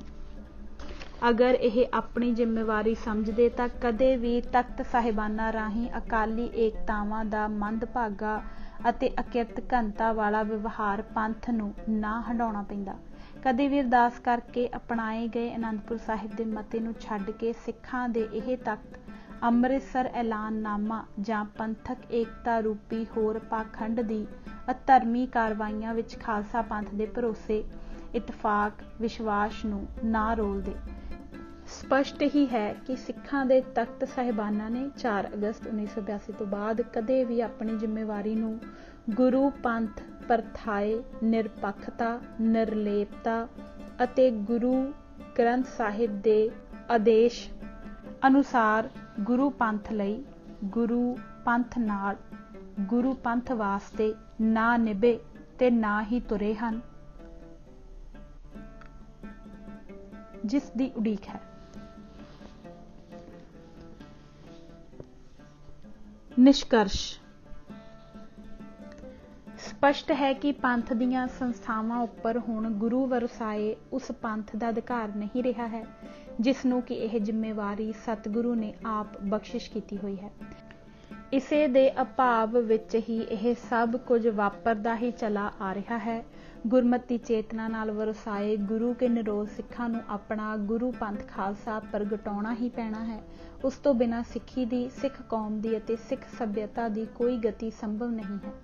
ਹਾਂ, ਇੱਕ ਖਤਰਾ ਹਮੇਸ਼ਾ ਹੀ ਸਿੱਖ ਕੌਮ ਅਤੇ ਖਾਲਸਾ ਪੰਥ ਤੇ ਮੰਡਰਾਉਂਦਾ ਰਹੇਗਾ। ਉਹ ਇਹ ਕਿ ਕਦੇ ਵੀ ਕਿਸੇ ਵੀ ਮਸਲੇ ਨੂੰ ਹੱਲ ਨਾ ਕਰਵਾ ਕੇ, ਦੂਜਾ ਉਸ ਨੂੰ ਨਾ ਮੁਕਾ ਕੇ, ਤੀਸਰਾ ਉਹਨਾਂ ਸਭਨਾਂ ਹੀ ਮਸਲਿਆਂ ਨੂੰ ਹਮੇਸ਼ਾ ਜਿਉਂਦਾ ਰੱਖ ਕੇ ਸਿੱਖ ਕੌਮ ਤੇ ਕਾਬਜ਼ ਹਰ ਸੰਸਥਾ ਦਾ ਹਰ ਲੀਡਰ ਆਉਂਦੇ ਦਿਨਾਂ ਲਈ ਆਪੋ ਆਪਣੀ ਸੰਸਥਾ, ਦਲਾਂ, ਤਖਤਾਂ, ਸੱਤਾ, ਸਰਕਾਰਾਂ, ਸਿਆਸਤ ਅਤੇ ਚੌਧਰਾਂ ਦੀ ਦੁਕਾਨਦਾਰੀ ਨੂੰ ਜਿਉਂਦਾ ਰੱਖਣ ਲਈ ਹਮੇਸ਼ਾ ਵਰਤਣ ਲਈ ਖੁੱਲ੍ਹਾ ਛੱਡਦਾ ਚਲਾ ਆ ਰਿਹਾ ਹੈ, ਤਾਂ ਜੋ ਦੁਬਾਰਾ ਜਦੋਂ ਵੀ ਲੋੜ ਪਵੇ ਤਾਂ ਸਿੱਖਾਂ ਨੂੰ ਫਿਰ ਜਜ਼ਬਾਤਾਂ ਦੇ ਅੰਨੇ ਵਹਿਣ ਵਿੱਚ ਗਰਜ਼ਾਂ ਦਾ ਗੋਤਾ ਲਵਾਉਣ ਲਈ ਧਰਮ ਅਤੇ ਪੰਥ ਦੇ ਨਾਮ ਤੇ ਫਿਰ ਮੂਰਖ ਬਣਾਉਣ ਵਾਸਤੇ ਧਰਮ ਯੁੱਧ ਕੀਤਾ ਜਾ ਸਕੇ। ਅਨੰਦਪੁਰ ਦਾ ਮਤਾ ਅਜਿਹਾ ਹੀ ਇੱਕ ਕੌਮ ਘਾਤੀ ਸੰਦ ਹੈ। ਕੌਮ ਘਾਤੀ ਮੈਂ ਇਸ ਲਈ ਕਹਿੰਦਾ ਹਾਂ ਕਿਉਂਕਿ ਇਸ ਨੂੰ ਲਾਗੂ ਤਾਂ ਕੌਮ ਨੇ ਖੁਦ ਆਪਣੇ ਉੱਪਰ ਆਪ ਕਰਨਾ ਹੈ, ਪਰ ਇਸ ਨੂੰ ਘਾਤੀ ਇੰਜ ਬਣਾ ਲਿਆ ਗਿਆ ਹੈ ਜਿਵੇਂ ਇਸ ਨੂੰ ਸਵੀਕਾਰਨਾ ਭਾਰਤ ਦੀ ਕੇਂਦਰੀ ਸਰਕਾਰ ਨੇ ਹੈ। ਇਸ ਝੂਠ ਅਤੇ ਫਰੇਬ ਦੀ ਦੁਕਾਨ ਦਾ ਹਮੇਸ਼ਾ ਚਮਤਕਾਰੀ ਸਰਬਨਾਮੀ ਪ੍ਰਕੋਪ ਦਾ ਕਹਿਰ ਸਿੱਖਾਂ ਤੇ ਵਾਪਰਦੇ ਰਹਿਣ ਦੇ ਇਸ ਲਈ ਹਮੇਸ਼ਾ ਹੀ ਕਾਰਨ ਮੌਜੂਦ ਬਣਾਏ ਰੱਖੇ ਜਾਂਦੇ ਰਹੇ ਹਨ। ਖਾਸ ਤੌਰ ਤੇ ਉਦੋਂ ਜਦੋਂ ਅਕਾਲੀ ਜਮਾਤ ਧਾਰੀ ਅਣਖਹੀਣ ਲੀਡਰ ਸਰਕਾਰੀ ਸੱਤਾ ਵਿੱਚ ਨਾ ਰਹਿਣ ਤਾਂ ਇਸ ਹੇਠਾਂ ਅੱਗ ਬਾਲ ਲਈ ਜਾਂਦੀ ਹੈ। 1849 ਤੋਂ ਬਾਅਦ ਤੋਂ ਅੱਜ ਤੱਕ ਇਹੋ ਕੁਝ ਸਿੱਖਾਂ ਨਾਲ ਹੁੰਦਾ ਚਲਾ ਆ ਰਿਹਾ ਹੈ ਅਤੇ ਇਹ ਕੌਮ 164 ਸਾਲਾਂ ਵਿੱਚ ਵੀ ਇੰਜ ਲਗਾਤਾਰ ਹੁੰਦੀ ਆ ਰਹੀ ਆਪਣੀ ਦੁਰਗਤ ਨੂੰ ਸਮਝਣ ਵਿੱਚ ਅਸਮਰਥ ਬਣਾ ਦਿੱਤੀ ਗਈ ਹੈ। ਹੁਣ ਵੀ ਇੰਜ ਹੀ ਕੀਤਾ ਗਿਆ ਹੈ। ਗੁਰੂ ਜੋਤ ਦੀ ਪੰਥ ਖਾਲਸੇ ਵੱਲੋਂ ਜੁਗਤ ਹੰਡਾਉਣ ਤੇ ਇਸਤੇਮਾਲ ਕਰਨ ਦੀ ਪ੍ਰਮਾਣਿਕਤਾ ਦੀ ਉਦਾਹਰਣ ਸਿੰਘ ਸਾਹਿਬ ਬਾਬਾ ਬੰਦਾ ਸਿੰਘ ਬਹਾਦਰ ਪ੍ਰਗਟ ਕਰਦੇ ਹਨ। 1708 ਨੂੰ ਗੁਰੂ ਗੋਬਿੰਦ ਸਿੰਘ ਜੀ ਉਹਨਾਂ ਨੂੰ ਪੰਜਾਬ ਤੋਰਦੇ ਹਨ ਤੇ 1710 ਵਿੱਚ ਸਿਰਫ 2 ਸਾਲਾਂ ਵਿੱਚ ਉਹ ਮੁਗਲ ਹਿੰਦ ਦਾ ਸਰਹੰਦ ਸੂਬਾ ਫਤਿਹ ਕਰਕੇ ਖਾਲਸਾ ਰਾਜ ਦੀ ਸਥਾਪਨਾ ਕਰ ਦਿੰਦੇ ਹਨ। ਦੂਜੀ ਪ੍ਰਤੱਖ ਮਿਸਾਲ ਵੱਡੇ ਘੱਲੂਘਾਰੇ 5 ਫਰਵਰੀ 1762 ਤੋਂ ਬਾਅਦ ਸਿਰਫ 20% ਜਿਉਂਦਾ ਬਚਿਆ ਹੋਇਆ ਖਾਲਸਾ ਗੁਰੂ ਨਾਨਕ ਦੀ ਦਸੀ ਪੈੜ ਤੇ ਹੱਥ ਜੋੜ ਅਰਦਾਸ ਕਰਦਾ ਹੈ ਕਿ ਜਬ ਪੰਥ ਨਾ ਹੋਗਾ तो ग्रंथ को कौन मानेगा नाथ। ਤਾਂ 80% ਸ਼ਹੀਦ ਹੋਣ ਤੋਂ ਬਾਅਦ ਸਿੱਖ ਸਮਾਜ ਦੀ ਬਚੀ ਹੋਈ 20% ਆਬਾਦੀ ਸਿਰਫ ਤੇ ਕੇਵਲ 2 ਸਾਲਾਂ ਵਿੱਚ ਹੀ ਆਪਣੀ ਸੁਤੰਤਰ ਸਲਤਨਤ ਨੂੰ ਕਾਇਮ ਕਰ ਲੈਂਦੀ ਹੈ ਤੇ ਫਰਵਰੀ 1764 ਨੂੰ ਲਾਹੌਰ ਦੇ ਕਿਲੇ ਨੂੰ ਫਤਿਹ ਕਰਕੇ ਆਪਣਾ ਕੇਸਰੀ ਨਿਸ਼ਾਨ ਝੁਲਾ ਦਿੰਦੀ ਹੈ। ਧਰਮ ਯੁੱਧ ਮੋਰਚੇ ਤੋਂ ਬਾਅਦ ਤਾਂ ਕੌਮ ਦੀ ਕੁੱਲ ਆਬਾਦੀ ਦਾ 1% ਵੀ ਸਿੱਖ ਸ਼ਹੀਦ ਨਹੀਂ ਹੋਇਆ ਤੇ ਪੰਥ ਵਿੱਚ ਕੀਰਨੇ ਪੈਣ ਲੱਗ ਪਏ। 1849 ਤੋਂ ਹੁਣ ਤੱਕ 164 ਵਰ੍ਹੇ ਤੋਂ ਅਤੇ ਜੂਨ 84 ਤੋਂ ਵਰਤਮਾਨ ਤੱਕ ਇਤਨਾ ਸਮਾਂ ਕਿਉਂ? ਸਵਾਲ ਪੰਥ ਅੱਗੇ ਖੜਾ ਹੈ। ਇਹ ਸੱਚਾਈ ਸਿੱਖ ਸੱਭਿਅਤਾ ਦੇ ਜਾਗਦੀ ਜੋਤ ਪੰਥ ਗੁਰੂ ਵੱਲੋਂ ਆਪਣੇ ਜੁਗਤ ਹੰਡਾਉਣ ਦੇ ਵਿਰਸੇ ਦੀ ਹਮੇਸ਼ਾ ਲਈ ਲਾਈਟ ਹਾਊਸ ਹੈ, ਜਿਸ ਤੋਂ ਚਾਨਣ ਲੈ ਕੇ ਹੀ ਸਿੱਖ ਸਿਆਸਤ ਚੱਲ ਸਕਦੀ ਹੈ। ਪੰਥ ਗੁਰੂ ਦੀ ਜੁਗਤ ਦੀ ਜੋਤ ਰੱਖਣ ਵਾਲੇ ਸਿੱਖ ਸਮੁਦਾਇ ਨੂੰ ਆਪਣੀ ਸਿੱਖ ਸੱਭਿਅਤਾ ਦੇ ਵਰਤਾਰੇ ਨੂੰ ਬਚਾਉਣ ਵਾਸਤੇ ਜਾਗਣਾ ਹੀ ਪੈਣਾ ਹੈ। ਜਦ ਤੱਕ ਇਹ ਸੁੱਤੀ ਹੈ ਉਦੋਂ ਤੱਕ ਹਮੇਸ਼ਾ ਹੀ ਸਿੱਖਾਂ ਤੇ ਮੁੜ-ਮੁੜ ਅੰਦਰੂਨੀ ਖਾਨਾ ਜੰਗੀ ਰਾਹੀਂ ਸੱਤਾਧਾਰੀ ਦਲਾਂ ਦੀ ਦਲਗਤ ਰਾਜਨੀਤੀ ਨੂੰ ਧੜਿਆਂ ਦੀ ਗਰਜਾ ਰਾਹੀਂ ਪੰਥਕ ਸ਼ੋਸ਼ਣਕਾਰੀ ਨੁਮਾਇੰਦਿਆਂ ਅਤੇ ਉਹਨਾਂ ਨੂੰ ਚੁਣਨ ਵਾਲੇ ਵੋਟਰਾਂ ਦਾ ਪੰਥ ਮਾਰੂ ਖਤਰਾ ਸदैव ਬਰਕਰਾਰ ਹੈ ਤੇ ਸਿੱਖ ਲੀਡਰ ਜਦੋਂ ਵੀ ਸੱਤਾ ਵਿਹੀਨ ਚੌਧਰਾਂ ਦੀ ਗੁਰਬਤ ਵਿੱਚ ਪਹੁੰਚ ਜਾਣਗੇ ਤਾਂ ਉਹ ਇਸ ਨੂੰ ਫਿਰ ਧਰਮ ਯੁੱਧ ਬਣਾ ਕੇ ਛੱਡੇ ਤੇ ਵਿਸਾਰੇ ਮੁੱਦਿਆਂ ਰਾਹੀਂ ਅੱਗ ਦੇ ਭਾਂਬੜ ਮਚਾ ਦੇਣਗੇ। ਸਿੱਖਾਂ ਨੂੰ ਆਪਣੇ ਬਣਾਏ ਅਜਿਹੇ ਕਿਰਦਾਰ, ਆਚਰਣ, ਵਿਵਹਾਰ, ਇਤਿਹਾਸ ਦੀ ਹੋਣੀ ਵਿੱਚੋਂ ਬੜੀ ਤੀਬਰਤਾ ਅਤੇ ਵੀਰਤਾ ਨਾਲ ਬਾਹਰ ਨਿਕਲਣ ਦੀ ਲੋੜ ਹੈ, ਜਿਸ ਲਈ ਹੁਣ ਜ਼ੋਰ ਜਾਂ ਬਾਹੂਬਲ ਦੀ ਡਾਂਗ ਚਲਾਊ ਤਾਕਤ ਨਹੀਂ, ਮਤ ਉੱਚੀ ਦੀ ਵਿਵੇਕਸ਼ਾਲੀ ਸੁਰਤ, ਚੇਤਨਾ, ਬੁੱਧੀ ਤੇ ਗੁਰਮਤ ਆਚਰਣ ਚਾਹੀਦਾ ਹੈ, ਜਿਸ ਦੀ ਸਿਫਰ ਤੋਂ ਵੀ ਮਨਫੀ ਸਤਹ ਤੇ ਸਿੱਖ ਵਿਚਰ ਰਹੇ ਹਨ। ਦੁਖਾਂਤ ਇਹ ਹੈ ਕਿ ਜੋ ਸਿੱਖ ਪ੍ਰਾਪਤੀਆਂ ਵਾਲੇ ਕੰਮਾਂ ਰਾਹੀਂ ਸੱਚ ਨੂੰ ਪ੍ਰਤੱਖ ਕਰ ਰਹੇ ਹਨ, ਪੰਥ ਇਹਨਾਂ ਨੂੰ ਸਵੀਕਾਰਨ ਲਈ ਤਿਆਰ ਨਹੀਂ ਹੈ। ਆਓ ਅਜਿਹੇ ਸੰਗੀਨ, ਨਾਪੱਖੀ, ਨਿਰਾਸ਼ਾਵਾਦੀ, ਅਵਿਸ਼ਵਾਸੀ, ਬੇਭਰੋਸਗੀ, ਕਮਤਰੀ ਦੇ ਸ਼ਿਕਾਰ ਸਿੱਖ ਸਮਾਜ ਨੂੰ ਬਦਲਣ ਲਈ ਸਾਂਝੇ ਗੁਰਮਤ ਪਰਿਪਾਟੀ ਤੇ ਖਰੇ ਉਤਰਦੇ ਨਾਨਕਸ਼ਾਹੀ ਯਤਨ ਆਰੰਭ ਕਰੀਏ। ਹੈ ਜੁਰਤ, ਗੱਲ ਮੁੱਕਦੀ ਨਹੀਂ, ਮੇਰੀ ਇੱਥੋਂ ਸ਼ੁਰੂ ਹੁੰਦੀ ਹੈ। ਇਸ ਦੇ ਨਾਲ ਹੀ ਇਹ ਕਿਤਾਬ ਪੰਨਾ ਨੰਬਰ 160 ਤੇ ਹੀ ਸਮਾਪਤ ਹੁੰਦੀ ਹੈ। ਇਜਾਜ਼ਤ ਦਿਓ। ਵਾਹਿਗੁਰੂ ਜੀ ਕਾ ਖਾਲਸਾ, ਵਾਹਿਗੁਰੂ ਜੀ ਕੀ ਫਤਿਹ।